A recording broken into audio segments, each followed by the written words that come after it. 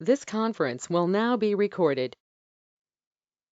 Okay, so welcome everybody. Welcome to our virtual field trip webinar.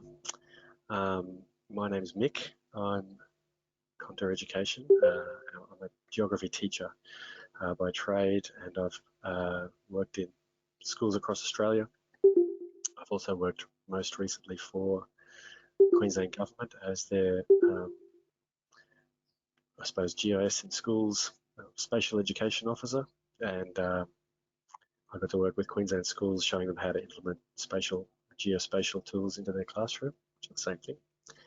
And now I've gone back to being Contour Education, which a lot of you will know is my business, which has been around since 2008. Now we've survived the GFC and the COVID epidemic, so we're doing pretty well. And my role really with Contour Ed is I help teachers who want to get spatial tech going in their classrooms.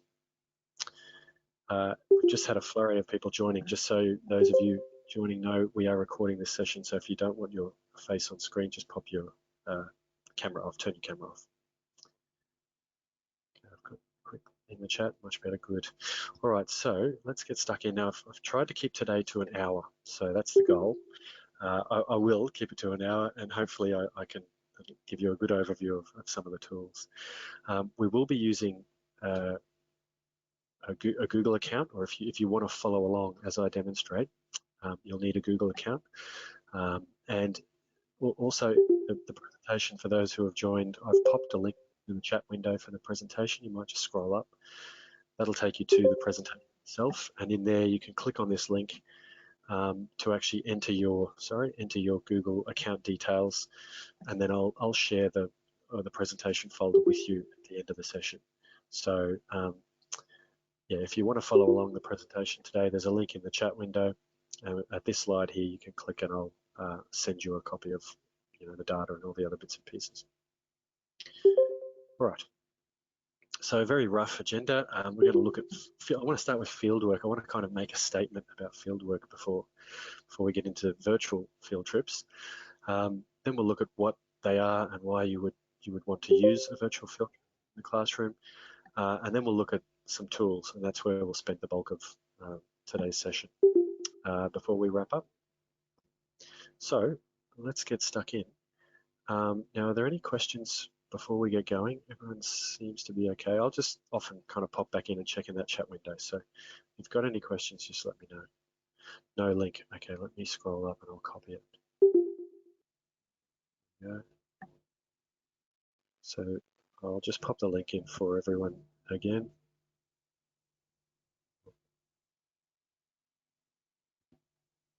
Okay, I think I know why I can't. Now it's not letting me enter data in the chat, so I'll figure out a way to do that.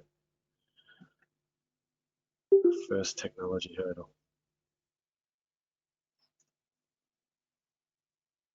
Okay, there we go. All right, so there's our agenda, and now we'll start looking at fieldwork. As I say, I wanted to just really kick off by making a statement that virtual field trips are in no way, shape or form a substitute for fieldwork. Fieldwork, for me, the most memorable part of studying geography at school and university was the field trips. Sometimes they weren't great memories, cold, wet days digging sand on a beach, but fieldwork is sort of where it's all about there. Geography in its purest form. We get the opportunity to take all that stuff that we cover in the classroom and really give students those light bulb moments when they can see it in action. So fieldwork's fantastic. I can't stress that enough. And wag my finger to those of you who would look to cut costs or such by swapping out proper fieldwork with a virtual field trip. That's certainly not the intention. So I wanted to be clear on that before we started, but virtual field trips themselves are very useful and hopefully very enjoyable and engaging for you and your students. But what are they? I did a bit of research into this, and there's some papers going back all the way to the dark days of the 90s that talk about virtual field trips. And it's really interesting the way they have kind of changed over time. So those of you who were teaching around the turn of the century, which sounds completely bizarre, but you'll maybe remember the concept of a virtual field trip then was very different to what it is now. But what are they? So essentially they're a collection of data, spatial and non-spatial, so space and non-spatial as well, so text, images, information, videos, so forth. They exist in the digital world, but they're obviously connected to real-world places. And I think as technology's changed, our ability to do that, to exist in the digital world and connect, has got easier and easier. I'll talk about that in a sec. And generally, in terms of scale, we'd always encourage, if you've got a local issue and you can get there, we'd encourage teachers to do that. So the virtual field trips, smaller geographical scale, so bigger picture ideas. We're looking at global ideas or connections, or comparing whatever it might be, urban areas in Sydney to urban areas in Mumbai, looking at how they physically differ. That's where you're going to go to your virtual field trip. But yeah, certainly the change over time is really kind of interesting. As back in the day, there used to be essentially a string of related kind of websites. The first one would be a map, and the next one would be a photo talking about whatever your issue is, and then you'd look at impacts and so on. But nowadays, as the technology's changed, we can kind of do a lot more, and hopefully you'll see some of that as we get into the Google tools. I used this slide in my last webinar, and it sort of, when we're talking about spatial technologies, the actual tools themselves, today there's kind of this sort of pyramid is sort of how we'd represent those tools today. A lot of these tools are online and very targeted. The next set of tools is a bit more interactive, where you can kind of add your own data and manage it, manipulate it. And the third set of tools are quite specialist almost, the ArcGIS tools, the map info tools, and would be used by less and less people. I would say that these virtual field trips probably kind of sit there in that second section. They're really communication tools first and foremost. So their primary objective isn't as an analysis tool. They're really about communicating information. So I guess that's where they would differ to what I've written in that last presentation. But I think that's kind of where they fit. So hopefully that's the what covered, and now the why. Well, I've sort of touched on that a little bit, but one of the kind of main reasons is access. When you can't get to the place you'd like to go, Mumbai, you can use a virtual field trip to replicate that or get you there. So they're going to save you cost, time, practicality issues, and they'll get you to, again, hopefully, as you'll see, most places around the world. Not all. Google's pretty good, but it's not everywhere, so got to keep that in mind. But yeah, so access is a big one. They're certainly more inclusive tools, so people of different abilities. Access is going to be an issue for a while, that's right. People of different abilities can all participate equally in a virtual field trip, notwithstanding visual issues and so on. There's also that replayability of the virtual field trip. So, if students miss the event when you're out in the field, that's that. You usually can't go back, but you can with a virtual field trip. And I guess where the concept is big, and I've already kind of touched on that. So big picture stuff.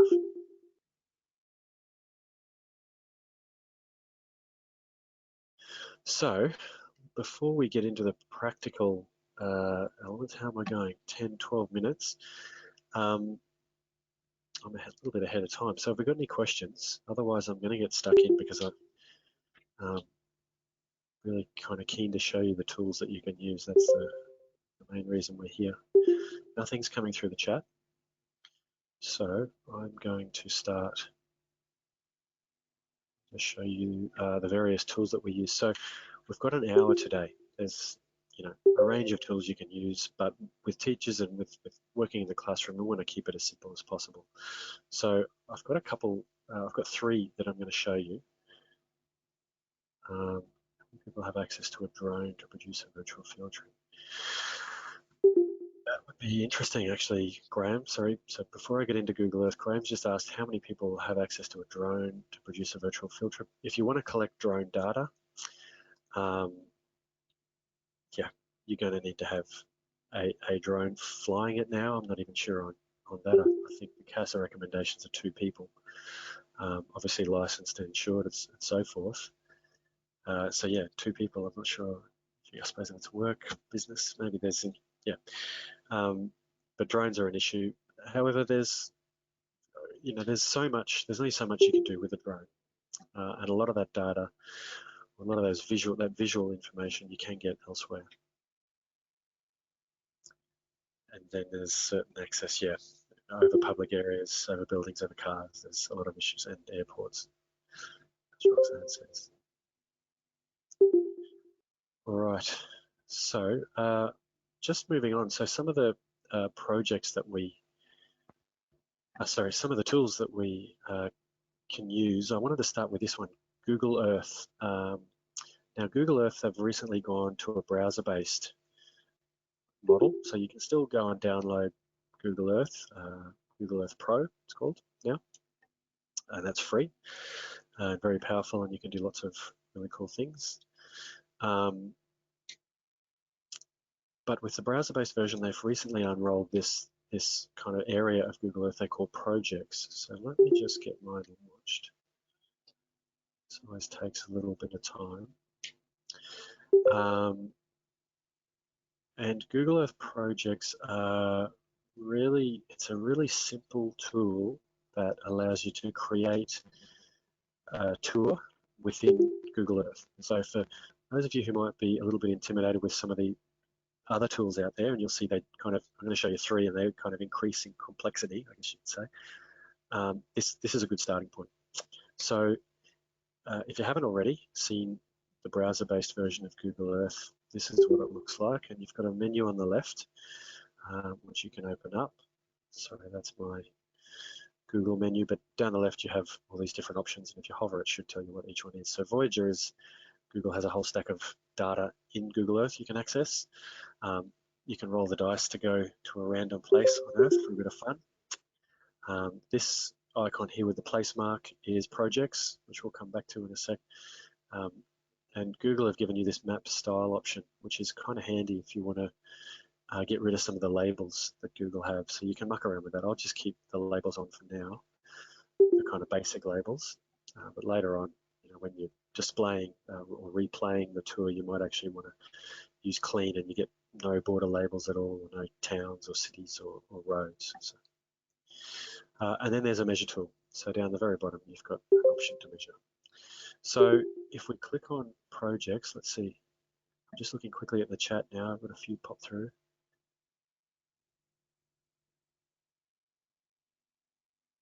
Oh, okay. So just going back briefly to the discussion around drones, that's a good one.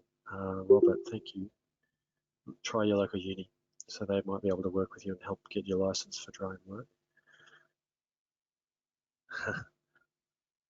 Illegal to fly drones in Singapore. Is that because of the density, I wonder? Kylie, can't hear me, so it's no use telling you. I'll type to you in a sec. Okay, yes, in the settings. All right, so just cleaning up the chat there. So here we are in Google Earth projects, and you can see I've been mucking around recently with a few. You can clean up your kind of screen here, but any of the projects you've created will be listed in this, they call the table of contents. I'm going to show you this one here. This is the park report one. So if there's my measure tool. If we see the project here in the menu, you can see you can pin it if you want to come back to it all the time, and you can turn it on or off. So the the data will actually be visible or invisible in your Google Earth. But if I click on it, it should start zooming me in.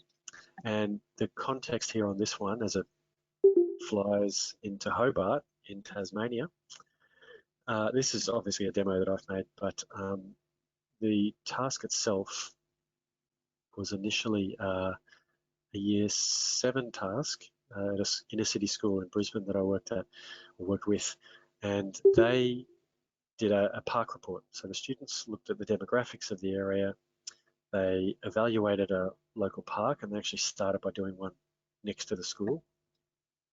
So the girls had to look at the demographics of the area. They did a survey at the park one day. They surveyed a few people using the park. They then just had to propose, how they would change the park to make it more suitable for the people in the local area. And then they used, at the time, Google My Maps to actually report back to the teacher. So rather than being a tour itself, this one was kind of reporting back to the teacher. And here you can see this is just a mock-up that I've done of what that would look like in the Google Earth project. So I think it was a really nice way to kind of get students to report back on stuff with you. So I'll show you how to make that in just a second. But the other one, if you do want to make a more of a kind of traditional field trip, and we're talking about big picture stuff before, here's a quick dummy I've done on what global biomes might look like. So if we click on our first location, see, it will fly into that location. We could have sort of more content in there. It would give you a scroll bar. Just let it zoom in. And we can close that information off and then sort of engage with, in this case, it's a street view image or a photo that someone's uploaded themselves to Google. So you can access everywhere on Google Earth, plus you can use street view imagery and uploaded Google Earth imagery. So if we're looking at rainforest, I thought this was a nice one. We can zoom in and take a look at different features and get a bit of a look around and so forth. So, and the teacher, of course, can build some content there into that information box, which you can customize and fancy up if you like. So there's just a quick demo. If we go to Norway next, you'll see what happens. It's flying sort of, I'm sure it doesn't look smooth at your end, but it's a nice smooth kind of flight here. And then you get to your new location and you get to set that view as well. So I'll show you how to do that in just a sec. So yeah, this is one, as I say, different biomes: rainforest, tundra, desert. We get to see what they all look like. Let's go to Chile. So this was a brilliant spot to represent the desert. It's pretty perfect. So, or depending on what deserts, of course, you're looking at. So that's kind of a quick overview of what you can do with this tool. So, it's a bit twofold there, and I wanted to show you both. On the one hand, you could create a tour for your students, fill that with information, and let them go, which would be, something they can kind of self-direct and move themselves. Or alternatively, your students could, when we all do get back into the field, your students could use this tool to report back to you in some way, depending on the task you're doing. All right, I'm going to check my chat window, see how I do that.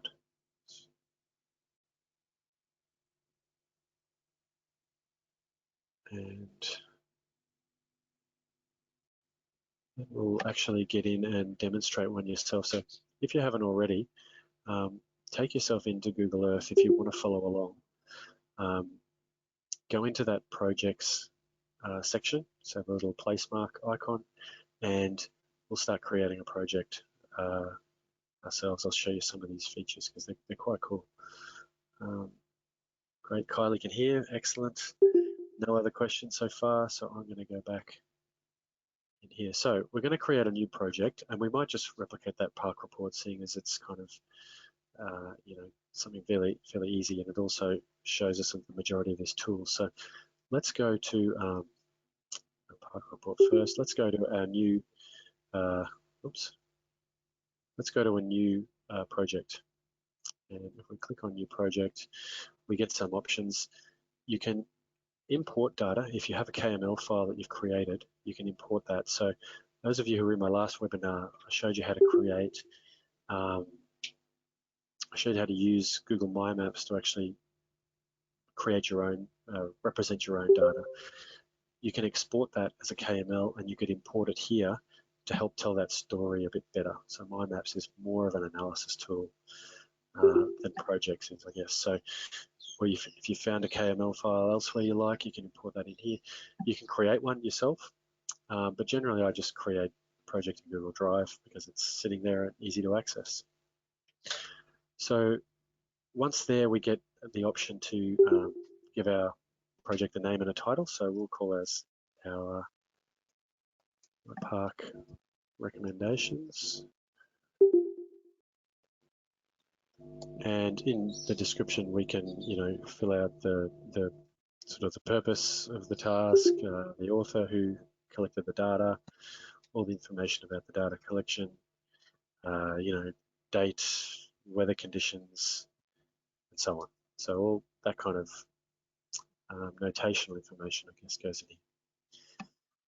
And then when we're ready to go, we can click down the bottom here. You'll see there's this new feature option. So we can click that and it'll let us put our particular data down. So let me actually, here we go. There's a few good options. So you can add the marker yourself. If you're already at the location, you can hit add marker to add a place mark, or you can draw your line or shape. I'll show you those in a bit.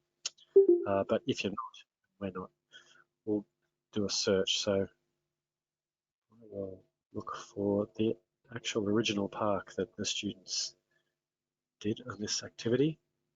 And go there. It's next to the hotel. See if it takes me in. Oh no, I closed it off. All right, so here's the park. And I'll use this as my kind of canvas to show you some of these tools. So Centenary Place is the park, and if I click on my, we can then go in here and add our data to the map. So if we click on New Feature, we'll start with adding a place mark, and we might put a water bubbler here. So if I just drop that place mark down, I can give it a name. You can see it actually gives you the option which of your projects you want to add it to, but it's picked the most recent. And from here we can edit the place, and I'll show you how to get to this again later, but you can edit the place directly as you drop the marker. So there's a few areas here. The first is an image. You can pop an image in. If you've got an image yourself, you can grab one, you can upload, or you can jump into Google Image, which is handy for kind of stock stuff like water bubbler. All these searches are safe searches too, which is good by default. So if we add that in, there's our title we added before. We can put our text in here, so maybe why the water bubbler needs to go here, why here. We can jazz that text up. You can put links in as well. So here's where you as the teacher can be directing your students to different resources on the web. If you want them to go to a location and go to a particular link, either historical or otherwise, you can use this add link option in there to link away. You can change the marker. So there's lots of different options. There's sizes, styles, colors. Let's make our water bubbler blue. That probably actually makes sense. And you've got some other content in terms of location, altitude, and so on. So if I hit that back button, that water bubbler icon has been locked in, and you can see there it is in my table of contents. And we can add another feature. So I'll do that. I'll draw a line, and the students might want to add a new footpath. So we can click our line tool where we want to start our path, and it's just a matter of clicking every time that line changes direction. You can zoom in, which is useful if you want sort of greater accuracy. I'll kind of trace the edge of this tree here just to show you. So this might be our footpath, and whenever you're ready to end, I'll put it across the park. I'll just double click that marker. So sorry. All right, and that's closed my. Let's close my path off. Again, I could call that new pathway. Add it to the right park, and in here with the line tool, we've got slightly different options. So again, we can add a photo, we can add our text, we can also a pathway. We might make it purple. We might make it a bit wider than 4. We might make it 12 pixels wide, and you've got again those customizable location options. So once I've added that info, that saves as you go. And you can see my pathway has been anchored to the ground there. So because those trees are in 3D, because I'm right in the CBD, we've got 3D data here. We can actually raise that pathway off the ground. So down here, you've got an altitude option, which you can muck around with if you like. I won't mess it up because I know I'll mess it up. Our next tool we can add is, or the next feature we can add is a shape.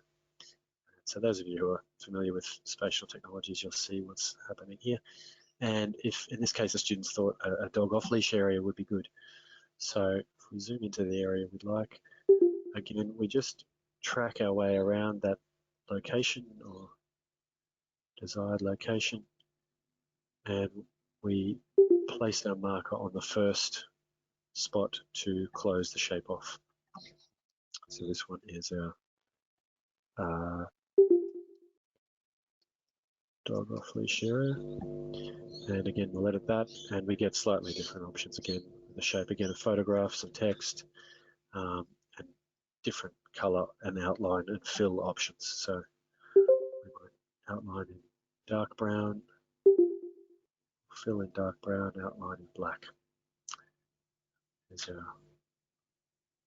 Just make that less transparent so it stands out a bit more. So there, that's the Google projects in a nutshell, really. If you go back now, you'll see I've got my 3 different areas. I can go back and edit each of those places, they're called. I can edit each place by clicking this pencil icon. I can turn them on and off as well. So that will turn the water bubbler off or back on. And when I edit the feature, I can also edit the view that's attached. When you go there in the tool, what that place looks like. So I'm going to try and make this water bubbler as dramatic as I can. I'll scroll in and we'll just tilt our camera because we are in 3D. And that's a perfect spot. You can see the statue in the middle of the park, and we just hit down the bottom to capture this view. And I'll do that for all of my locations. Then I'll run you through this tour, and you can have a little, 5 minutes or so to have a play. See how we're going for time. So here's my pathway. I'll just rotate now. To rotate, I'm holding my key and my left mouse key, and then moving around. Capture that view. And then the last one was, where's our dog? I'll just edit that. And, oops. We'll zoom in so we can see how that sits in the context of the park. So capture this view. I'll go back to my kind of overview screen, and we hit the present button. It'll take me kind of to a view of our first location, the one we set up. Here you can see it's my image. You can have, you can have multiple images. You can have video as well. I didn't show you that. I'll show you in a second. But you can add YouTube videos in that window as well. And we just direct the tour down the bottom here. So click on our next button. It takes me to see the pathway. And then the final button is the dog off-leash area. So there's Google Projects. Let me now check the chat. Okay, so a couple of questions have come through. So I'll go back to the top. There's a few questions there. Let's see. Has this, okay, so firstly, has this replaced Tool Build? And no, the tool I'm going to show you next kind of has. Google Tool Build is still around, but I think it's on the way out. They're putting all their work into Tool Creator. Do I have a link to KML files from your previous presentation? I'm not sure, Stephen. Oh, okay, so yeah, okay. Good.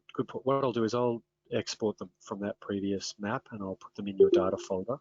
And at the end of the presentation, I'll remind everyone how to access the data folder for today. Can you link in Google Earth time-lapse? No, you can't, Lucy, unless you put a link in, I suppose. You can put a link across to a time-lapse. You might have to tell the students where to search latitude, longitude, even once they get to time-lapse. No, that's right. Seems to have more features than Tool Builder. Yeah, I think this is what they've kind of done. They've moved Tool Builder into Earth, and then they've created Tour Creator, which I'll show you next for the VR. The project save in your Google Drive folder, Bernie. Cool. So there's all my questions up to date. Now, if you want to take a few minutes, I'll just check my timing. But if you want to take a couple of minutes, yeah, maybe 5 minutes, I'll grab a drink, so I need a drink, and I'll put myself on mute. If you've got any questions, pop them in the chat, and I'll come back in 4.5, 5 minutes. I'll see you soon. All right, so have a play. The idea here is, get in, make your own project, chuck some data on the map. I always say you can delete it at the end, so don't be shy at all. Just throw whatever down, have a play. It's really hard to break. All right, I'll speak to you in a few minutes.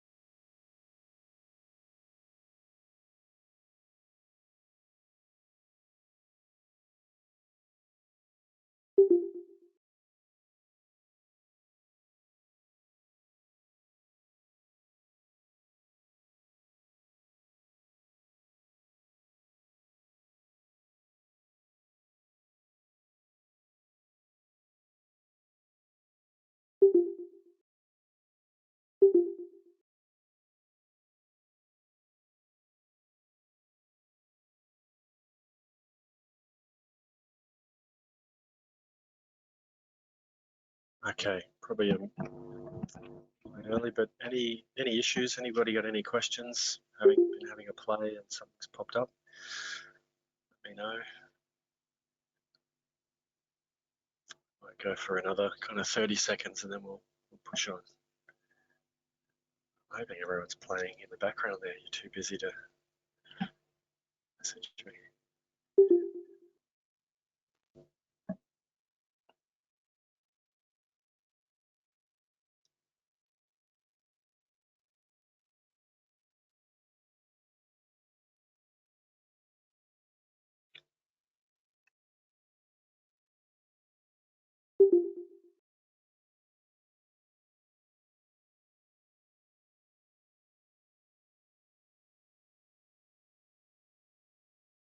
Right. So I might keep us moving. If you're in the presentation, I've been putting a link next to each tool. So there's Tour Creator there. I'll very briefly talk to you about Tour Creator. It's as we kind of might have picked up before, Google had a tool called Tour Builder, which kind of lets you build a little Google Earth tour inside your browser. Those of you who've tried to do that in Google Earth, you'll remember kind of 5-10 years ago, it was quite difficult to do. Create a tour and customize it and add images and so forth. I think there was a bit of JavaScript or something you had to use as well. But they gradually added more features and they created this tour builder. It's now been superseded, I think, by the tour creator and the Google Earth projects that I've just shown you. So the tour creator is, just close this browser down. If anyone's got any questions about Earth, now's the time to ask them. Just do one last check in the chat there. No questions about Earth. I'm hoping it's because it's pretty easy to use. But okay, close that tab off. So this is Tour Creator. This is the new tool. It allows you to create tours, and you can see there in the tagline, they're 360-degree tours. So there's that emphasis on the 360-degree imagery that, as you know, is what Google Street View is built on. So that's what Tour Creator is. You can create tours here, you can publish them, and then you can view them in Google in virtual reality in 3D, or you can view them in your browser in the tool that we're using to create them. So Tour Creator is pretty good. So I did want to say though that there's a good little demo here that Glenn and Austin and the team at Observatory Hill have put together. To meet some of them briefly late last year, and I've been keeping an eye on some of the virtual reality stuff they've been doing. And yes, get in there if you can, if you're in the Sydney area. This looks like some good stuff going on. This one's gone up recently. There was a great one at Barangaroo it's meant to accompany the actual physical field trip. Can I say that? Physical field trip. But this is one, a Sydney Harbour tour, and you can see here in Tour Creator, you get this very slowly spinning scene. It's based off the Street View footage or where people have uploaded their own 360-degree images into Google, which you can do. The 360 photos, so they're literally like, you've seen the Google Earth Street View car with the disco ball on top, and it takes photos in every direction and then stitches them all together to create this, what they call a photosphere. And that's what we're looking at. We're kind of inside the sphere looking at the information plastered on the wall. So that's where you get the 360-degree from. And you can see we can look up and down. That's not particularly interesting, up or down. And they've got all those locations. But the beauty of this tool creator is you can add your own 360-degree shots yourself. So you can take them using the Street View app on your phone. You can save them and then import them into your tour. But you can see down here they've got a couple of hotspots on the map. So this is where I mentioned that these tours are sort of communication tool. This is where you can really add some of that local, in-depth, hands-on kind of knowledge that you get when you're kind of there in the scene. So you can input photographs, you can add content and text. You go to multiple scenes and add various bits of content there. So you can see there's a fishing sign looking at management here, some of the local species in the water and so on. So this is a great example of what you can do. You can see we're taking our students somewhat into the field. We can give them, I guess, exposure to some of those features and some of that information that they might see when they actually do go out in the field. So yes, congratulations to everyone at Observatory Hill for putting that together. I think it's a really good one. And all the ones I've seen are really good. So there's a link in there. The other good thing about Tour Creator is the tours are VR ready. So as I've already mentioned, you can use this Google Expeditions app, and I've got links there to them. And you can use those apps to actually go and view your tour. So yeah, we won't have time to do that today, but I'll show you how to publish, and basically once you publish the tour, you can go and access it through the Google Expeditions app, and away you go. So let's Now, I'm going to check my chat log here. Any questions before I move on to the tool itself? Is it easy to upload your photos into Tool Creator and create your own tours? Yeah, so Matthew, it is. As I say, on your phone, on your device, you can actually get a Street View app, it's a standalone app, and in there it has a 360-degree camera. You can actually get 360-degree camera apps on many phones, and Apple may have them as standard. I don't use Apple. But you take your 360 photo, and then that can be uploaded and used in your tour. Children have arrived, so we'll see how the noise level goes. All right, so I'm going to jump in now and actually show you how to create a tour. So we've seen the example, but let's create our own. So I'm going to do one. I'm just keeping one eye on the clock. We've got about 20 minutes, so we're pretty good for time. I'm going to do a quick one. I thought I'd do something a little bit different. Any of you have been to my workshops will see that, you know, I love doing a dream holiday. I always dream about going on holiday. So I always do dream holiday tours, and I usually get teachers involved by asking them where they'd like to go. But given our time constraints, I can't do that. Here's I've signed into the tool, so here's my my tours. You can see I'm making around with a few. If I click on New Tour, I can access a new tour. But before I do that, I just want to show you these templates. Here's where a bunch of kind of already created tours. So you might want to start here just to see how they've put different pieces of information together. 7 Wonders of the World, Petra. So some of them are based around location, some of them are based around issues. Yeah, so it all depends really on the information you've got and how you want to convey that. So, but there's some examples there, and I'll just show you that again. That's when you get into your tours and you click on New Tour. Oh, sorry, it's before that. I'll leave that one. So it's right at the top there. So next to New Tour, sorry, you've got that templates button. All right, so we'll create a new tour now.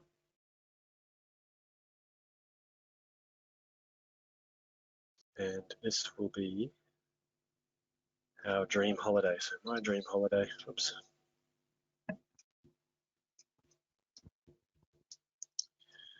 And you can all have a think about where you want to go and make, if you're following along, you can make your own dream holiday.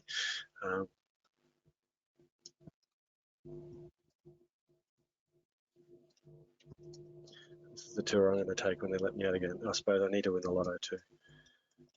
Let's add that in. All right, you can categorize your tour based on what it is. So mine's probably, I don't know.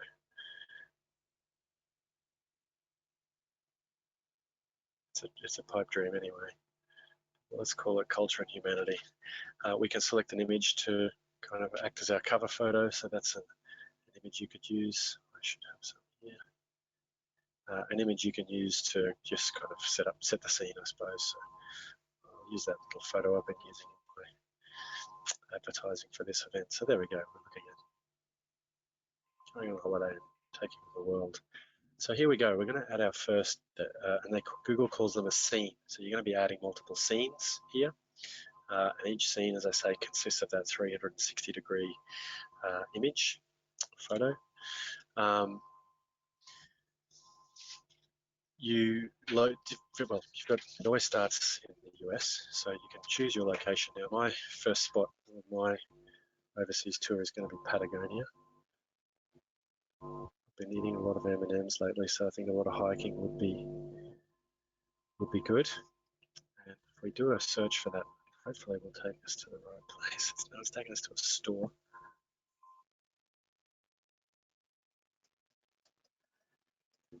All right, that's better.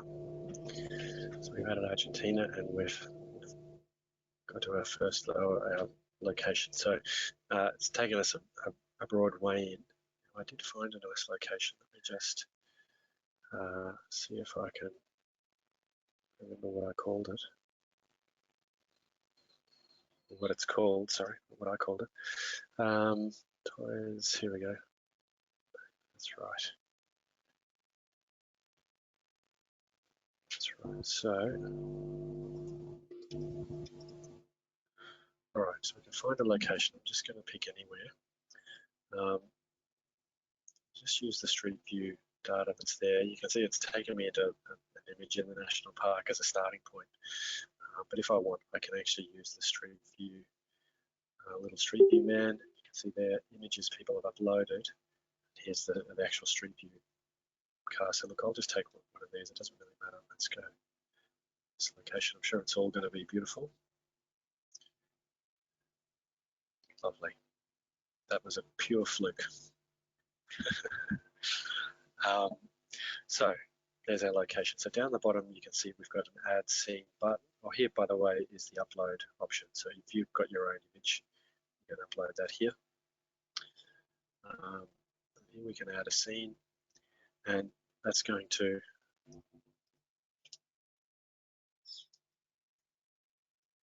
be added to my tour along the bottom. You'll see along the bottom, all of our scenes will pop in here like slides. And just like, I guess in a way with our projects in Google Earth, we can add a description, we can add content. I'm just going to be really quick. Time, credits, sources of information or data. You can add a point of interest. I'll do that with the next location. But yeah, there's our first site. You can see there we can set our starting view. So when you arrive at this point in the tour, what do you see? That might be a good starting view because it slowly rotates. Okay, there we go, sorry. And we're locked in. So there's my first scene. I'll add another one here. And I thought it would be good to go and get some sun. So let's go to Santorini.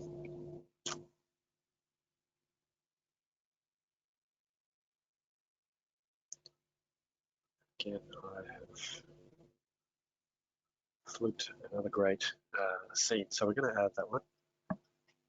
We could muck around and customize that a bit more, but it's pretty good for my purposes now. We'll give it a title. Excuse my typos, I'm sure. We can add our content, our description, our credits, and so forth there. But then we've got this option to add a point of interest. And I like this tool, and you saw that in the Observatory Hill points of interest or kind of hotspots. We can click on different parts of the screen. This is where that works. So first off, you set your location up. Headland of social media, so we'll take that.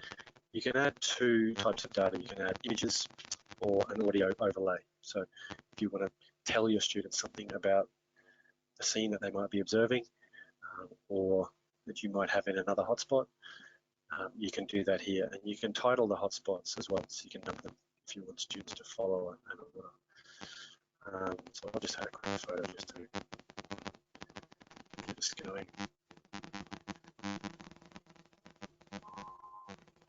Oh, this is from my desktop. So, let's see where that went.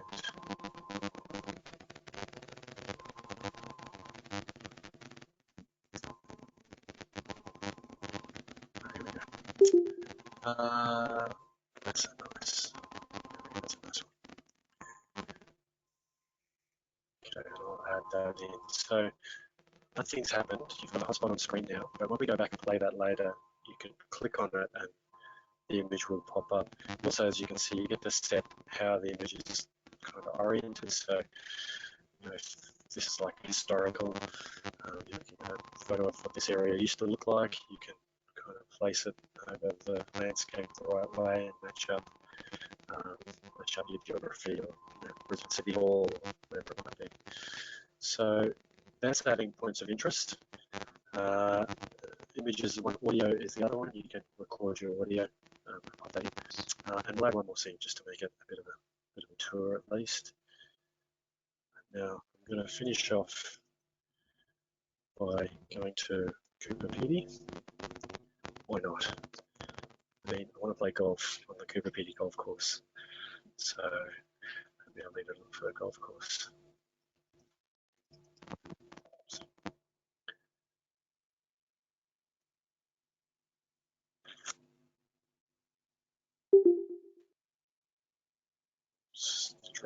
little bit. See what I can do here. So I've got some street view footage next to the golf course, but you get the point. So Cooper Pedy, looks like an opal up there, ironically enough. What is it, like the global capital of opals, I think it's called, isn't it? Or it's got an opal-related name, but very famous, very hot. Everyone lives underground, and the golf course has no grass at all. So let's get our scene started. This kind of looks good. Tells me what I need to know. Cooper Pedy, I'll copy and just copy that. And again, we can text description here. We can add our points of interest if we want, so I'll just pop one in. Spin it around.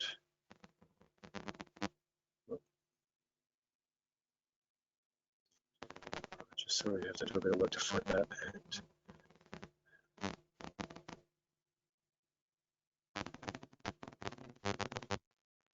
let's find an image of the golf course. There we go.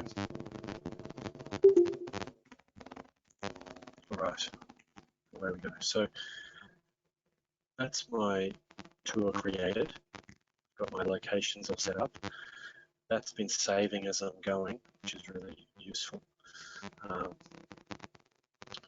Just title my information. I should be doing that. So yeah, even as I've updated a golf course, that's saved, so I can go back straight out of that and it's ready to go. So you'll see now in my list of tours, see we've got my dream holiday. There's that cover photo I added. We can click into that tour and it should be ready to play. So there's my kind of title and overview. Go into each scene, or I'll start by publishing. So when you are ready, you can publish your tour, and that will put it online so that you can access it through other means. So in order to use Google Expeditions, that tour has to be public. You can make them unlisted, and then you can send the link, the URL, to people to use. But if you want to view them through Expeditions, the tour has to be public. So if we publish that, what do we have got? About 7 minutes. There's my link. So my tour is now being published. There's my link, and I can go in and view the tour. And this gives me a slightly different viewing option to my creator side, I think. So you can see down the bottom, we've got our 3 scenes. We start with our Patagonia. Remember, I selected this as my view. It slowly rotates, but you can click and drag and pan around and have a look. You can scroll and zoom in and out. And not today, I'm sure you can. And yeah, you can then finish up at that scene and go across to the next in Santorini. So if I click on that image, it pops my untitled point of interest. And again, we can click and drag that view and spin around. So remember, I'm using Street View here, but as I said before, this could be your own images, your own photos. And as long as you're on most regular smartphones these days, you'll be able to capture that data. And there's Cooper Pedy. So beautiful way to finish our holiday. Here's the golf course. They use diesel for the greens apparently. They pour diesel oil down and take a little grass mat of AstroTurf and away you go. So that's one day for me. So now I'm going to go back to my chat. Looking at the clock here. Any questions? Thank you, Tony. Can these tours be added to Google Expeditions somehow so kids can enjoy their tour? Yeah. So Matthew, let me see. I've published my dream holiday tour. Now I'm taking a bit of a chance here. Just cough. Okay. So my library hasn't updated yet, but in Expeditions, you can see there's, for instance, there. I don't know how well everyone can see that. Apologies. to figure this out. Stop sharing. All right, so I'm not sure how well you can see my screen. Looks like my webcam's chugging along, but this is my Google Expeditions anyway on my phone, and in there you can see some of my tours that I've created over time. There's my dream holiday there, so it has popped in there. Oh, I don't know if you can see it. I can see it on my webcam, but that's my Google Expeditions app, and there's the tour available to access. So Google Expeditions can be downloaded in a range of VR headsets. I personally have got the Oculus Go, so the Go doesn't have Expeditions, but some of the other ones do. The PlayStation does, the Vive does, the other Oculus Rift does. So yeah, there's a bunch, depending on your budget, there's a bunch of tools, VR tools you can use to actually view the tour in 3D. And those hotspots, there's usually a button on the side of your screen or the handset trigger things. You can click your hotspots. So now, look, I'm running out of time, so I want to go back to the presentation. I'm just going to shut a few of these tabs down because we are struggling a bit on the laptop. So Tour Creator, you know, a little bit more customizable, I suppose, than Google Earth projects, and it's different as well. Projects you can do your points, lines, shapes. Tour Creator is all about the VR. Last one I want to show you, we've got technically a minute, but I'm going to take two. This one here is called Odyssey.js. I'll let you explore that in your own time, but it's a really customizable tool.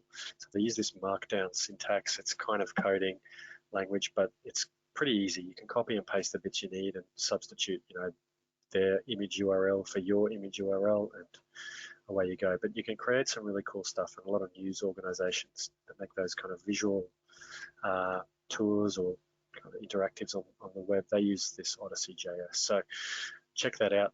I've got an example there, the journey of a shirt. So that's one we do a lot in geography, looking at interconnection. You know, follows that shirt from cotton being picked all the way through to it being worn, and then, you know, eventually, as you can see on screen, reused. So Odyssey.js, it's got some really good support documents too. So if you're feeling reasonably brave, have a go. I'm going to wrap up because I am running out of time. It's 4:30.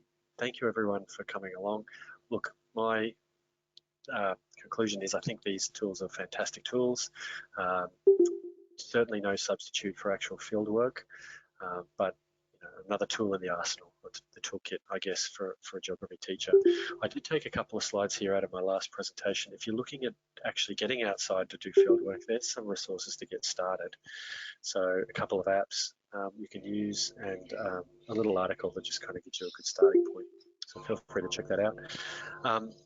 I do have a feedback form. I'd really love it if teachers could fill that out for me. It's 5 questions, really simple. I really want to get your feedback on how today has gone and what you would do to improve. You know, the event, so that's there in the presentation. I'll put a link again in the chat for the presentation. And I think I'm all done. So look, if there's any questions, let me have a quick look. Oh, a lot of thank yous. Thank you. Good. I'm glad it was great. Yes, Matthew, kids would just need the Google Expeditions app. And yeah, thank you everyone for your time. I appreciate it. I'll stick that presentation link in the chat, as I say, one more time for those who want the presentation. I'd love your feedback, and everyone have a great day. You're doing a fantastic job out there. Keep it up. See you all soon. No worries.